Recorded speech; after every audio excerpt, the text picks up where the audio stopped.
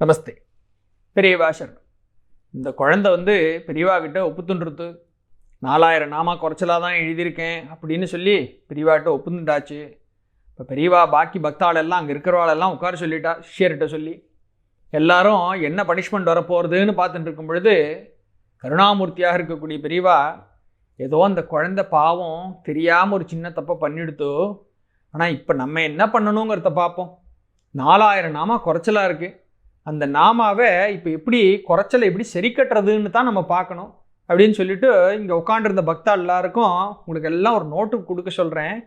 நீங்களும் உட்காண்டு இப்போவே ராமநாமா எழுதி அந்த எவ்வளோ குறைவு இருக்கோ அது எல்லாத்தையும் நம்ம எல்லாருமா சேர்ந்து சரி கட்டி விடலாம் பாவம் அப்படின்ட்டு இந்த குழந்தைக்காக இவா எல்லாரையும் ஃபில் பண்ண சொல்கிறான். இந்த இடத்துல தான் பெரியவாளுடைய கருணை எப்பேற்பட்டதுங்கிறத நம்ம பார்க்குறோம். இது இத்தினோண்டு குழந்தை, இது மனசறிஞ்சு தப்பு பண்ணியிருக்காதுங்கிற விஷயத்தையும் தெரிஞ்சுட்டு இந்த குழந்தையுடைய மனசும் இந்த இடத்துல கஷ்டப்படக்கூடாது, இதுக்கு ஏதோ பனிஷ்மெண்ட்டை கொடுத்தோங்கிற மாதிரியும் ஆகக்கூடாது. அதே நேரத்தில் இந்த குழந்தை எழுதின்னு வந்துட்டேன்னு சொன்ன 12,500 ஆக்சுவலாகவே அது நிறைவாகணும் அப்படிங்கிறதாக வச்சுட்டு இங்கே இருக்கிற எல்லாருக்கும் இப்போ ஏற்பட்ட ஒரு பாக்கியத்தை பெரியவா கொடுக்குறா. எல்லாரும் ஒரு பக்கம் பெரியவா ஏதோ பனிஷ்மெண்ட் கொடுக்க போகிறாளோன்னு நினச்சிட்டு இருக்கும் பொழுது குழந்தைக்கும் பனிஷ்மெண்ட் இல்லை, குழந்தைக்கும் பாசிட்டிவாக தான் போயிருக்கு. அதை விட இவா எல்லாருக்கும் பெரிய அனுகூலமாக பெரியவா சந்நிதியிலேயே உட்காண்டு பெரியவாளை பார்த்துட்டே இந்த ராமநாமா எழுதக்கூடிய ஒரு பாக்கியத்தை பெரியவா அனுகிரகம் பண்ணுறான். அதோடு நிற்கலை இந்த இன்சிடெண்ட்.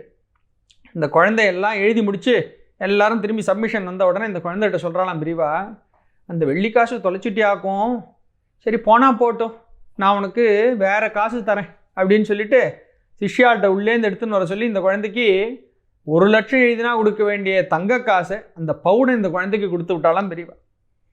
இந்த இடத்துல பார்க்கும்பொழுது பெரியவாளுடைய கருணையை எப்படி வார்த்தைகள்னாலும் நம்ம சொல்ல முடியும். புது பெரியவாளை தான் இங்கே துணைக்கு கூப்பிட்டுக்கணும். அபார கருணா சிந்தும்னு எழுதினால அப்படி அபாரமான ஒரு கருணை கடல். இவருடைய கருணை எப்படி வார்த்தைகளில் வர்ணிக்கிறது? அப்பேற்பட்ட கருணை கடலாக இங்கே பெரியவா தரிசனம் கொடுக்குறா. அதே மாதிரி இந்த குழந்தைக்கு தான் இப்படிப்பட்ட கருணை இப்படி ஓவர்ஃப்ளோவாக போச்சுங்கிறது இல்லை, இங்கே உக்காண்டு எழுதினாலே பாக்கி பக்தாள்லாம் அவளுக்கு எப்பேற்பட்ட ஒரு அனுகிரகங்கிறத நம்ம யோசிச்சு பார்க்கணும். என்ன அனுகிரகம் கேட்குறீங்களா? ஏதோ இந்த குழந்தைய ஷாக்கா வச்சுண்டு பெரியவா சந்நிதியில் எவ்வளோ நேரம் பெரியவா முன்னாடியே அப்படியே உட்காண்டிருக்கிறதுக்கு ஒரு பாக்கியம். 2வது ராமநாமாவை எழுதக்கூடிய ஒரு பாக்கியம். அதுவும் எப்படி எழுதுறா? இந்த நாமாவை எழுதுங்கோன்னு நேரடியாக பெரியவா கிட்டேருந்து ஆக்ஞையை வாங்கிண்டு உடனடியாக உட்காந்து எழுதக்கூடிய ஒரு பாக்கியம். இதெல்லாம் சரி, இதை விட இன்னும் பெஸ்ட்டு பாயிண்ட் என்னன்னு பார்ப்போம். இங்கே யார் இந்த உத்தரவு கொடுக்கறது? சாக்ஷாத் ராம அவதாரமாகவே இருக்கக்கூடிய நம்ம பெரியவா. அப்போ நினச்சி பாருங்க, இவாளுக்கெல்லாம் எப்படிப்பட்ட பாக்கியம்னா, ராமனே எதிர்க்க உட்காண்டிருக்கார். உட்காந்துட்டு உங்களுக்கெல்லாம் நான் பரம அனுகிரகம் கிடைக்க போகிறது, ராமநாமாவை எழுதுங்கோப்பா அப்படின்னு ராமனே நேரடியாக சொல்லி இவாளும் சரின்னு அந்த உத்தரவை வாங்கிட்டு கண்ணு முன்னாடி ராமன் அப்படியே தரிசனம் பண்ணிட்டு ராம ராம ராமான்னு மனசாலையும் உள்ளே வாங்கிட்டு கண்ணாலையும் வாங்கிட்டு அதை கையால் எழுதக்கூடிய ஒரு பாக்கியம். அப்படி எத்தனை பேர் அன்றைக்கி அங்கே கூடியிருந்தாலோ யாருக்கெல்லாம் அப்படிப்பட்ட பாக்கியம் கிடைச்சதோ ஒருத்தரும் இண்டிவிஜுவலி ஸோ பிளஸ்ட் அப்படின்னு சொல்லணும். ஏன்னா இங்கே சொல்லின்னு வரும்பொழுது ராமனை பார்க்கறதுன்னு சொன்னாக்கா எப்படிப்பட்ட ஒரு பாக்கியம் அப்படின்னு வால்மீகி ரொம்ப அழகாக விரிவாக ஒரு விஷயம் சொல்கிறார். அயோத்தியா காண்டத்தில் ராமனை தசரதர் வர வைக்கிறார். அதாவது இவருக்கு பட்டாபிஷேகம் பண்ணுறதுன்னு தீர்மானம் பண்ணியாச்சு. இப்போ ராமனை அழைச்சின்னு வர சொல்லு அப்படின்னு சொல்லி ஒரு மெசஞ்சர்கிட்ட சொல்லி அனுப்பிடுறார்.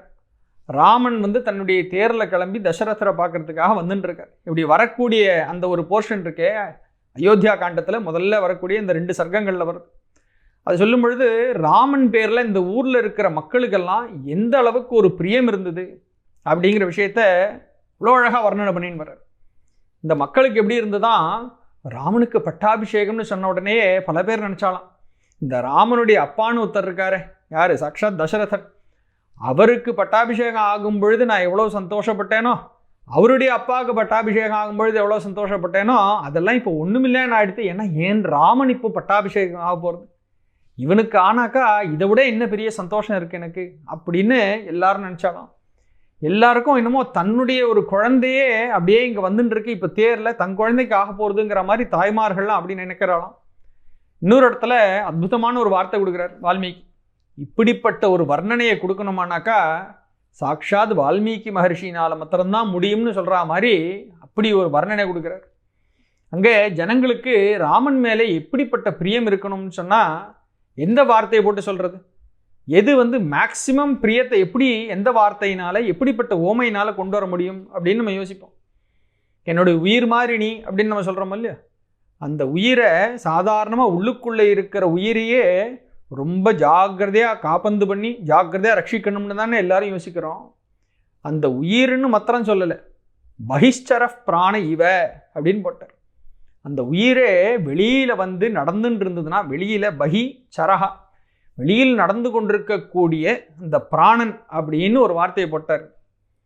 இந்த ஜனங்களுக்கு தன்னுடைய உசிரே வெளியில் நடமாடின்னு இருந்தா உள்ளுக்குள்ளே இருந்தாலும் அதை எப்படி ஜாக்கிரதையாக காப்பாற்றணுங்கிற ஒரு ஆசை இருக்கும்.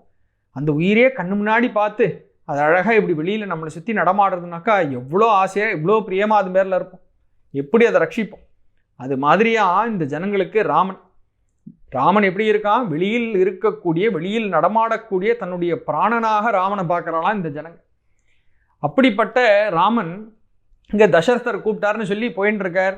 தேரில் இவர் போகிற வழியில் ஒரு ஜனங்களும் ஒரு விதமான வார்த்தைகளை சொல்கிறா. ஒருத்தர் ஆசீர்வாதம், பெரியவா வயசானவாலாம் ஆசீர்வாத வச்சனங்களை சொல்லிட்டு இருக்கலாம் வழியெல்லாம்.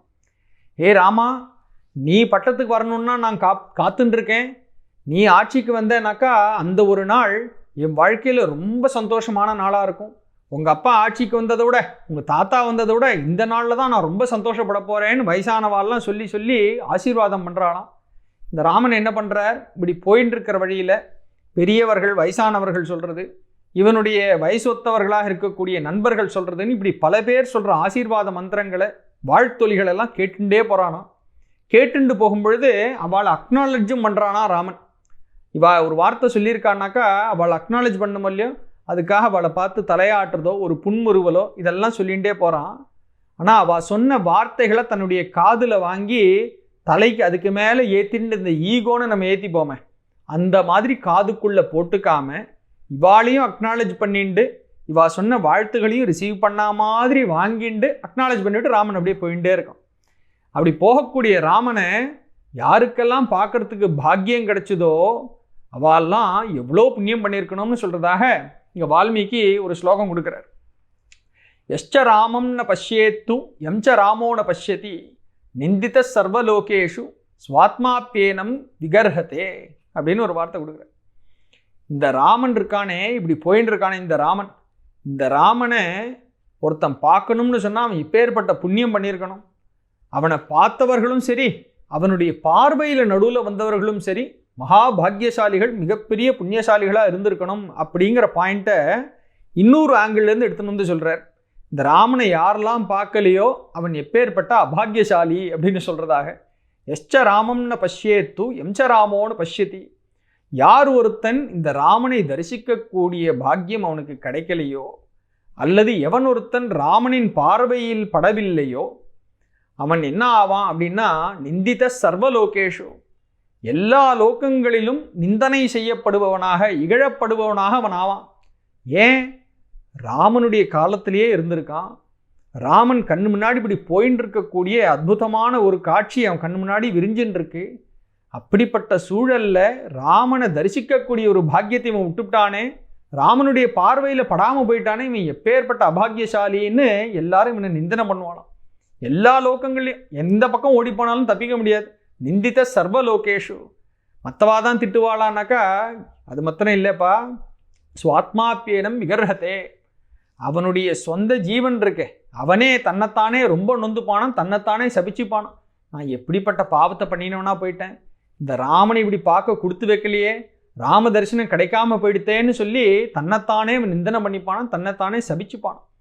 அப்போ ராமனுடைய தரிசனம் கிடைக்கணும்னு சொன்னாக்கா பேர்பட்ட பாக்கியம் இது அப்படின்னு வால்மீகி அங்கே எடுத்து சொல்கிறார்.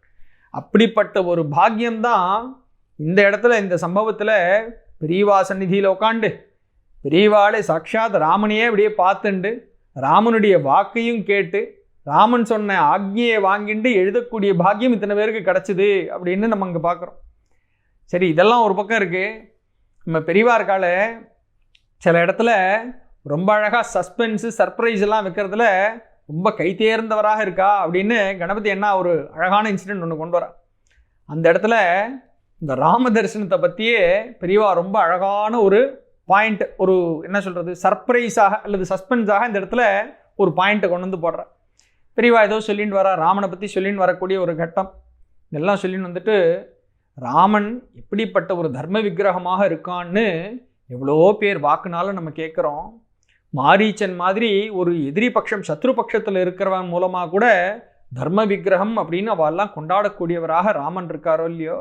அதனால தான் ராமனுடைய பேரும் புகழும் இத்தனை காலமாக சூரிய சந்திரால் இருக்கிற வரைக்கும் இது இருந்துகிட்டே இருக்கும்னு சொல்கிறதுக்கு காரணம் அதுதான். ஏன்னா அந்த தர்மம் தான் ராமனுடைய பேரை இன்னி வரைக்கும் அப்படியே கூட நிறுத்தி வச்சுட்டு இருக்கு. ராமன்னு சொன்னால் தர்மம், தர்மம்னு சொன்னால் ராமன் அப்படிங்கிறதாக நம்ம தெரிஞ்சுக்கிறோம். அப்போ ராமன் வந்து ஆட்சியில் இருக்கணும், ராமனுக்கு பட்டாபிஷேகம் ஆகணும்னு எல்லாரும் ஆசைப்பட்டான்னு சொன்னால் அப்படிப்பட்ட ஒரு தர்மத்தினுடைய ஆட்சி வேணும்னு தானே எல்லாரும் ஆசைப்பட்டிருப்பா. அந்த மாதிரி ஒரு ஆட்சி எப்படி இருந்திருக்குன்னு நம்ம நினச்சி பார்க்கணும். அதுக்கு தான் ராமராஜ்யம் அப்படின்னு ரொம்ப பெருமையாக சொல்லிகிட்டு இருக்கோம். அந்த மாதிரி ஒரு ராமராஜ்யத்தை நமக்கு பார்க்க கிடைக்காதா அப்படின்னு இன்னி வரைக்கும் நம்ம சொல்லிகிட்டு இருக்கோம். எல்லாரும் இப்போ பாரதை பற்றி நினச்சிட்டு இருக்கோம். இன்னும் வயசானவெல்லாம் சொல்லிட்டு தான் இருக்கா, ராமராஜ்யம் கிடைக்காதா, ராமராஜ்யத்தில் இருக்கிறதுக்கு நமக்கு ஒரு சந்தர்ப்பம் கிடைக்காதான்னு எல்லாரும் சொல்கிறாளே. அது மாதிரி பல பேர் சொல்ல நான் கேட்டிருக்கேன். ஆனால் எனக்கு என்ன தோன்றதுன்னாக்கா, ஏதோ ராமருடைய காலத்தில் நம்ம இருந்திருந்தாக்கா ரொம்ப புண்ணியம்னு எல்லாரும் சொல்கிறா. எனக்கு என்ன தோன்றதுன்னா, ஏதோ நல்ல வேலையாக ராமருடைய காலத்தில் நான் வந்து பிறக்கலையேன்னு எனக்கு என்னமோ ஒரு பக்கம் சந்தோஷமாக இருக்குன்னாலாம் பெரியவா. அனுமதி என்ன எழுதுறார், இது என்ன இது பெரியவா இப்படி ரிவர்ஸாக சொல்கிறாளே, எல்லாரும் ராமங்காலத்தில் நம்ம பிறந்து ராமனை பார்க்கணும், பார்த்துருந்தா தான் இப்படிப்பட்ட புண்ணியம்னு எல்லாரும் சொல்கிறா. பெரியவா என்னடான்னா, ராமங்காலத்தில் நான் பிறக்கலையேன்னு சொல்லி எனக்கு ரொம்ப சந்தோஷமாக இருக்குது, ஏன்னு தெரியுமோ அப்படின்னு ஒரு கேள்வி கேட்குறா. கணபதி அண்ணா மாதிரியே நம்மளும் இந்த சஸ்பென்ஸுக்காக நாளை வரைக்கும் காத்துட்டுருப்போம். பெரியவா சார்.